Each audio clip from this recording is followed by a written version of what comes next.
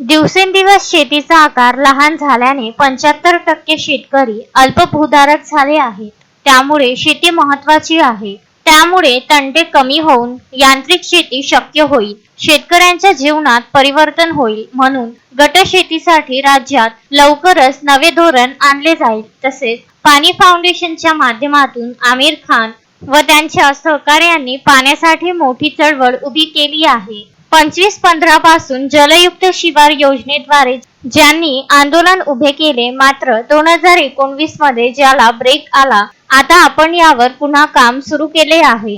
मागील त्याला सौर पंपाचे धोरण अवलंबून सर्व फीडर सौर ऊर्जेवर कार्यान्वित करून डिसेंबर 2026 पर्यंत शेतकऱ्यांना दिवसा 12 तास वीज देण्याचे उद्दिष्ट आहे. नैसर्गिक शेतीसाठी पहिल्या टप्प्यात 25 लाख हेक्टरची उद्दिष्टे ठेवली आहे. विषमुक्त शेतीसाठी पाणी फाउंडेशनच्या मदतीने काम केले जाईल. या कामासाठी 1 लाख कर्मचाऱ्यांची फौज काम करेल.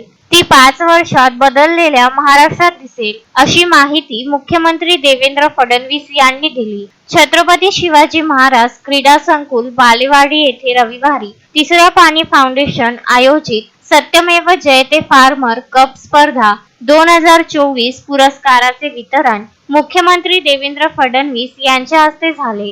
यावेळी राज्याचे कृषी मंत्री माणिकराव कोकाटे, पाणी फाउंडेशनचे संस्थापक अभिनेते आमिर खान, किरण राव, मुख्य कार्यकारी अधिकारी सत्यजित भटकळ, हिवरे बाजारचे पद्मश्री पोपटराव पवार, सह्याद्री ॲग्रोचे विलास शिंदे, शांतीलाल मुथा, डॉक्टर अविनाश पोळसह अनेक सिने कलाकार दिग्गज मंडळी उपस्थित होती. या कार्यक्रमाचे संचालन अभिनेते जितेंद्र जोशी व अभिनेत्री स्पृहा जोशी यांनी केले.